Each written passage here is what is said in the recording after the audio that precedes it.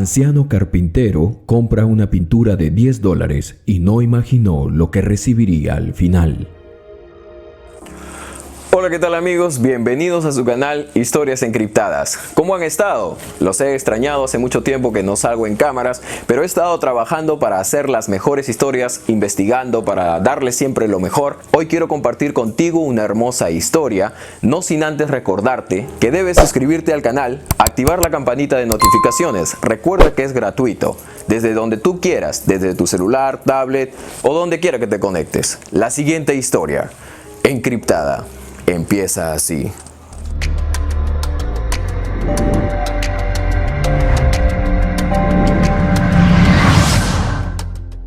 Un hombre rico compartía la misma pasión por el arte con su único hijo. En su mansión tenían más de 1000 cuadros fruto de sus búsquedas por las mejores pinturas. Ambos se deleitaban en el significado espiritual y lo que cada uno de ellos transmitía al verlos. Ambos habían asistido a subastas por gran parte del mundo. El señor Edmundo le había inculcado a su pequeño hijo el gran valor del arte. Este había andado para arriba y para abajo con su hijo desde que éste había dejado el pecho de su madre. Desde ese momento ambos habían compartido la emoción que les causaba la puja por cada una de las obras de arte que hasta ahora habían adquirido. Muchas veces habían tenido que ofrecer hasta el cuádruple de los precios altos a los que estos llegaban y así de esta forma quedarse con el tan preciado cuadro. «Padre, ¿cómo es posible que un cuadro llegue a costar tanto dinero?», preguntó el joven, a lo que su padre le contestó: «Son las manos de los hombres que tienen el talento lo que les da el verdadero valor. Todos tenemos que ver con el corazón lo que el artista ha querido transmitir». Así un hombre con mucho poder adquisitivo y habiendo encontrado un tesoro, ofrece una cantidad de dinero exuberante hasta todo lo que tiene por él. También hay quienes solamente los desean pero no quieren pagar el precio. Sin embargo, estos con el tiempo tomarán mucho más valor. Así el artista ya no esté en este mundo, y eso ellos no lo saben. La respuesta del padre dejaba siempre con gran poder espiritual y sabiduría a su joven hijo. Padre e hijo crecían en su relación cada día y con cada nueva experiencia. Su amor crecía con cada uno de esos momentos. Ya casi era imposible que alguno de ellos planease algo solo. Siempre se tenían en cuenta ambos. Pero un día estalló la guerra en su pueblo. Todos los hombres que eran capaces de tomar un arma tenían que servir al país. Afortunadamente el anciano no podía ser llevado, debido a que ya era de edad avanzada y tenía problemas en una de sus piernas. Su joven hijo aún lo había tenido casi en sus últimos años. Él suponía que su joven hijo no había cumplido la mayoría de edad. Él estaba seguro de que se había librado de tener que correr el riesgo que en la guerra perdiera a su hijo. Sin embargo, desagradable fue su sorpresa cuando ese mismo día un grupo de soldados fuertemente armados entraron a su mansión y tomaron por la fuerza a su hijo. «Aún es demasiado joven», gritó el anciano hombre rico. Sin embargo, uno de los soldados de alto rango le dio un fusil al joven. Este lo tomó y entonces el soldado dijo: «Ya ve usted, él puede tomar un arma ya». Seguido de esto, prendieron al joven del cuello y a arrastras se lo llevaron, haciendo caso omiso a las súplicas del angustiado hombre rico. Desde ese día, el hombre rico no dejaba de pensar en su hijo, tanto tiempo disfrutando de su pasión por el arte juntos, y esa sería la primera noche que no sabría nada de él. Pero los días de dolor se hicieron llevaderos cuando un mes después el hombre rico recibió una carta de su hijo, quien le contaba lo difícil que había sido acostumbrarse. También le comentó que no estaba en el frente de batalla y que había conocido buenos compañeros. El hombre ese día se refugió en aquella carta y decidió tener fe en que al terminar la guerra su hijo volvería a casa. Sin embargo, 8 meses después, se corrió la voz que la guerra se había agravado y que hacían falta incluso más soldados. Y mientras el hombre contemplaba su amplia galería de cuadros, una triste y desgarradora noticia le llegó de manos de un corresponsal de guerra. Su único hijo había muerto en combate. La noticia hizo trizas el corazón de aquel hombre adinerado, quien no alcanzaba a entender la magnitud del dolor que le causaba saber que su pequeño, quien le había costado tanto tenerlo, y que apenas era un hombre, ya no estaría más con él. Después de ese día, la vida del hombre no volvió a ser la misma. Así por mucho tiempo e incluso años, el anciano rico había tratado de sobrellevar el dolor. Sin embargo, los recuerdos hacían mella en su corazón, hasta que un día, un hombre en muletas llegó a su inmensa mansión. Este fue recibido por un anciano rico que a duras penas respiraba ya. El hombre entonces mencionó que traía un regalo en agradecimiento por la valentía de su hijo, quien lo había arrastrado para salvarle la vida en el campo de batalla, siendo que él ya había sido dado por muerto. «Yo ya tenía piernas y me esperaba la muerte, don Edmundo», le dijo el joven entre lágrimas y con mucho respeto. «Y su hijo, siendo yo apenas su amigo, fue por mí y me arrastró por más de 1 kilómetro para intentar salvarme la vida. Muchos de mis compañeros le gritaban que me dejase, pues yo ya no sobreviviría. Sin embargo, él volteó y al mirarme fijamente, me dijo con mucha firmeza en sus palabras: «No te soltaré, amigo, no te dejaré, jamás lo haré». Mientras esto decía, el anciano rico lloraba como un niño. El joven entre lágrimas también prosiguió: «Justo en el momento en que el portatropas me recogió, su hijo repelía el ataque para que nos diera chance no solo de escapar a mí, sino a 25 jóvenes heridos más. Lamentablemente, en ese preciso momento, una bala le impactó en la cabeza, dejándolo muerto en el instante. Intentamos revivirlo, pero lamentablemente fue inútil. Mire, aquí en honor a eso, le he hecho un obsequio». El hombre rico, haciendo un esfuerzo, tomó en sus manos el regalo y se dio cuenta que era un cuadro pintado. Allí el joven había plasmado la misma y determinante mirada de su hijo, la que él recordaba. Esos días el anciano parecía retomar fuerzas, pero la nostalgia ya le había debilitado. Desde ese momento, su esposa, quien se encargaba de él, le había sugerido que volviera a salir a viajar, que se distrajera de alguna forma, pues el encierro le podría traer graves consecuencias. Sin embargo, para cuando ella le había hecho esta propuesta, el hombre rico ya casi no tenía energía, ni siquiera podía comer. Así, sabiendo el hombre que ya no podría viajar más y que estaba pronto a morir, hizo llamar a su abogado y le encargó el destino de sus más grandes posesiones, entre ellas su gran galería de invaluables cuadros. Y dando sus últimos suspiros, el hombre sucumbió en su lucha por seguir viviendo. Así, 1 año después, su mujer le encargó al abogado que realizase la voluntad de su marido, y días después, ella también falleció. El abogado entonces, siguiendo las órdenes, hizo pública una subasta de la galería que aquel hombre rico y su hijo habían acumulado juntos. Muchos empresarios, hasta reyes, llegaron de tierras lejanas y estaban interesados, e incluso un presidente de un país y mucha gente adinerada había llegado. Todos aguardaban el inicio de la gran subasta, que probablemente haría dichosos a muchos. Así llegó el día y entonces la subasta dio inicio. El primer cuadro que se expuso fue el que aquel joven soldado había plasmado en su lienzo. El cuadro llevaba por nombre El Hijo. El encargado entonces hizo hincapié que tenía un valor más sentimental que monetario, pero que valía realmente la pena comprarlo. «¿Quién ofrece $1 por él?», preguntó el encargado. La decepción se podía ver en la cara de los asistentes, quienes mostraban su descontento y desacuerdo. «Traigan los cuadros que tienen el verdadero valor», gritaban por un lado. «No queremos material de un desconocido», decían por otro lado. «Que empiece la subasta de verdad», sentenciaban muchos. Pese a esto, el encargado de la subasta insistió en preguntar. Tiempo después, una mujer gritó: «Que empiece de una vez. Soy una multimillonaria y no puedo esperar más». Sin embargo, el encargado, contra todo lo que ellos decían, insistió. «¿Alguien que al menos dé $1 por él?», preguntó. Entonces, con mucho temor se levantó un hombre. Este había hecho recientemente el mantenimiento a los asientos de madera de la sala y el podio en el que se iba a exponer el primer cuadro. Entonces este, al ver que el joven presentador estaba apenado, levantó la mano y ofreció $10. Bien, dijo el presentador. ¿Alguien ofrece más de $10? Los asistentes ya estaban hartos. Ya dale el cuadro al hombre, gritó el presidente del país lejano. Después de preguntar por tercera vez, como lo era por regla en las subastas, el presentador entonces sentenció la venta. Vendido al hombre de atrás, dijo, porque ni siquiera sabía su nombre, porque ni siquiera tenía un número asignado.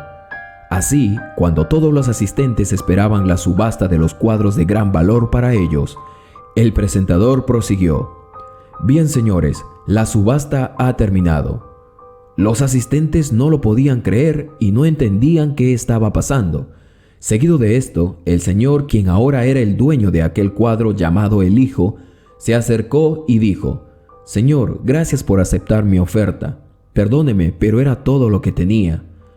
Pero impresionado quedó cuando el presentador le dijo: «Señor, no solo es dueño de este cuadro, sino de los más de 1000 cuadros de la galería». Los asistentes allí se corrieron la voz de lo que había pasado.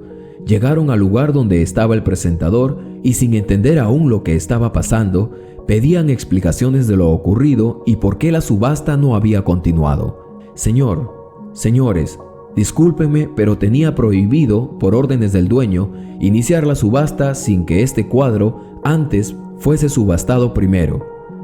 El dueño de la galería me encargó mantener en secreto su voluntad de que al que comprase el cuadro de su hijo le fuese entregado todos los demás cuadros.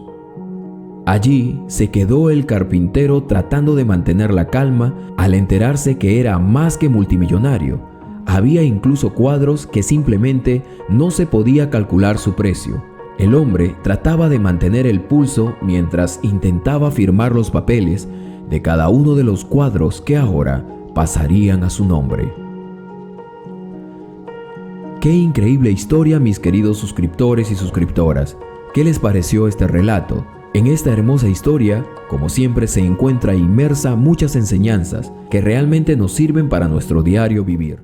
Yo soy tu amigo Carlos Matthews y no te muevas porque la siguiente historia ha de empezar así.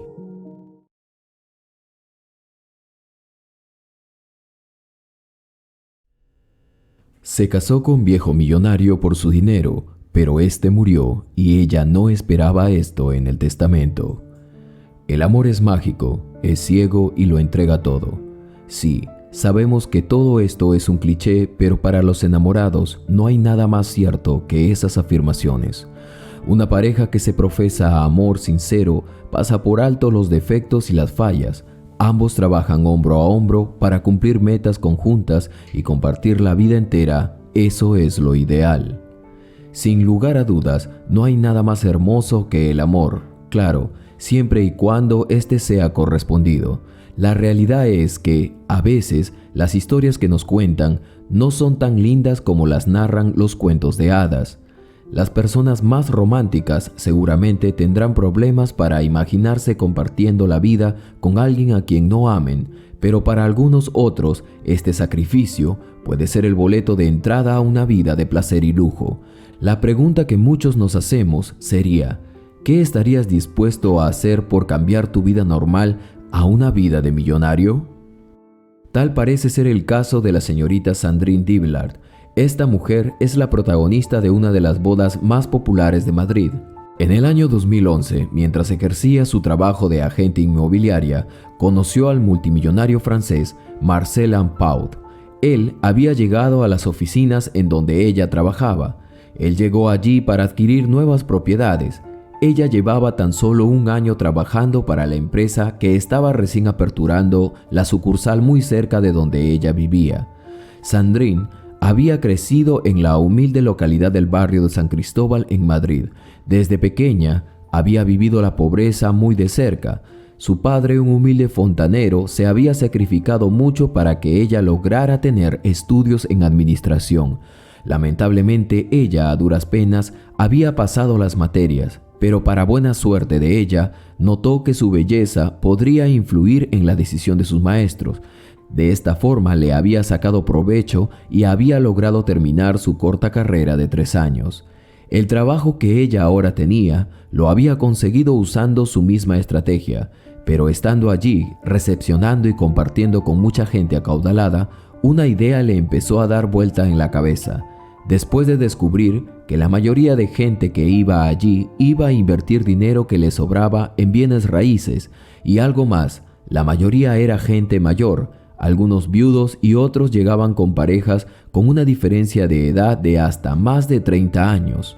Al principio ella no imaginaba la idea de pasar sus días al lado de un anciano con muchas necesidades. Ella no se había ocupado ni de sus abuelos, mucho menos lo haría con alguien a quien no amaba. Pero llegó a una conclusión, después de ver a una hermosa jovencita del brazo de un hombre mucho mayor que ella.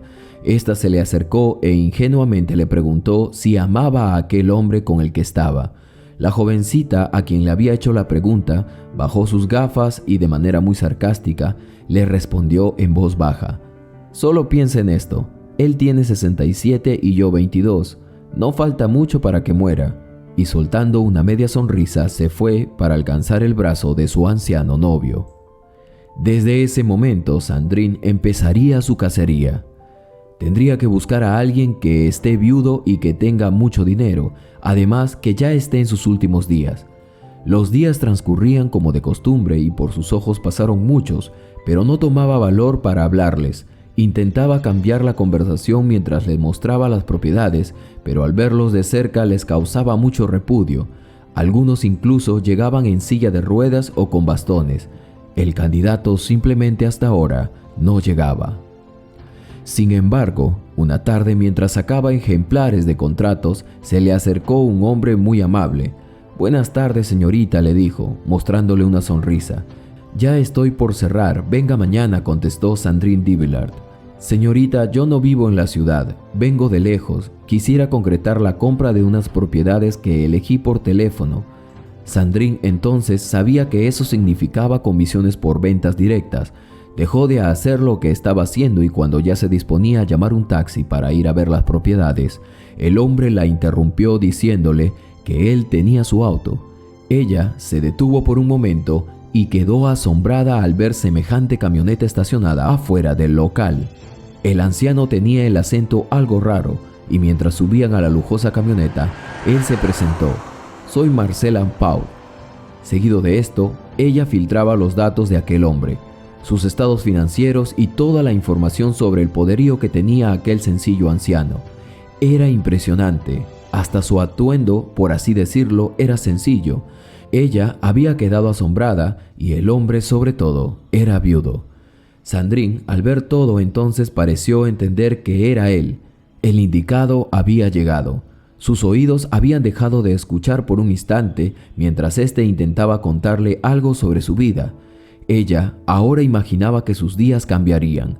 Ella nunca había visto tanto lujo. Y sí, Marcel era un multimillonario. Tenía de todo y todo lo que quería. Ella decidió entonces ir más allá. Marcel empezaría entonces a entrar en confianza con ella. Sin embargo, sus planes estaban a punto de echarse a perder cuando éste manifestó que no le gustaba la ciudad y que había decidido vivir en una cabaña muy lejos de allí. La muchacha entonces imaginó que sería una cabaña lujosa. Su enorme camioneta era señal de que fuere donde fuere, ella estaría bien. Pero desagradable fue su reacción al ver a aquel anciano multimillonario, pues pasaba sus días en una cabaña modesta y sin buenos acabados, y aunque adentro tenía lo que necesitaba, ésta distaba mucho de la realidad que ella tenía en sus sueños. Conforme fueron transcurriendo los días, ella empezó a enamorarlo, y así de esa forma empezaron a salir. Después de unos meses, Sandrine iba a 1000 por hora. No podía perder tiempo. «Casémonos», le propuso ella. Y así fue. La muchacha, ilusionada por los lujos que le podría dar, contrajo matrimonio poco tiempo después de haberlo conocido. Marcel, por otro lado, mantenía la calma y de esto ni siquiera le había hecho extrañar a Sandrine, quien ahora se sentía como la mujer realizada y la señora con todo el poder que el dinero que imaginaba le podía dar. Sin embargo, le pasó desapercibido un detalle. A pesar de su amplia fortuna, compuesta por innumerables tierras, cabañas de lujo y una inmensa cantidad de dinero, El anciano francés se mantenía firme en pasar sus días en una humilde cabaña, sin agua ni electricidad, en Pays-Saint-Pierre. La boda entre la joven y el multimillonario francés causó una gran polémica. Como es de esperarse, todos los observadores suponían que la motivación de Sandrine no era el amor, sino la cuenta bancaria de su prometido. Y en realidad, la verdad era tan obvia. Ella no tenía reparos en pedir ahora lo que le correspondía como esposa. Sin embargo, algo estaría por ocurrir y ella ni siquiera se lo imaginaba. Una vez concretado el matrimonio, la joven se fue a París a disfrutar su nuevo estatus económico. Marcel la había dejado ir pues suponía que eso era lo que debía hacer. El anciano entendía que ella, siendo joven, iba a desear hacer muchas cosas de las que él ya estaba harto. Ella, muy lejos de pedirle que se fuera con él, pues se suponía que ambos eran un matrimonio, pensó ella que se lo merecía. Así salió la joven llena de ilusión y emoción, mientras que su esposo había decidido permanecer en su humilde cabaña. Después de esto, la joven volvió. Estuvo con él unos días en su cabaña, pero no le gustó para nada vivir así, pues se decía que teniendo su marido la capacidad de darle una mejor vida, egoístamente, se lo había negado. Así que decidió seguir trabajando, pero no mucho porque le gustaba su trabajo, sino porque era una excusa para tenerlo cerca. Realmente lo repudiaba, pero todo sería distinto a lo que la joven esperaba. En el año 2012, el señor Marcel tenía que ir a la ciudad para visitarla y de paso ocuparse de papeleos de sus negocios y propiedades, pero sin que él se lo esperara, encontró la muerte en un trágico accidente de tránsito. Sandrine, como viuda, parecía haber recibido respuesta a sus plegarias. Ahora esperaba obtener una gran fortuna que le garantizaba su vida soñada, y lo mejor de todo sería que Marcel ya no estaría. Sin embargo, para su sorpresa, el testamento se leyó, y allí su esposo expuso que los beneficiarios del dinero y todas las propiedades serían los vecinos y la prima del difunto. Sandrine no se lo podía creer. ¿Cómo era posible? Se había dicho. ¿Qué habría salido mal en sus planes? En cada momento se preguntaba. Era una noticia que ahora le quitaba el sueño. Luego de recibir la noticia, se dirigió a los tribunales para abrir un alegato. Allí, Sandrine Duvillard declaró que su ausente esposo le había dejado una carta en la que declaraba que su última voluntad era que toda su fortuna pasara a manos de su esposa al momento de su muerte. Sin embargo, el tribunal respetó la legalidad del testamento original y dejó a la joven viuda sin un solo euro. Qué increíble historia, amigos. ¿Hasta dónde puede llegar la ambición de un ser humano? Como diría un dicho, mientras algunos van de ida, los hombres y mujeres sabios ya están de regreso. Déjame tu comentario certero de lo que te pareció esta historia. Yo a cambio te regalaré un corazón.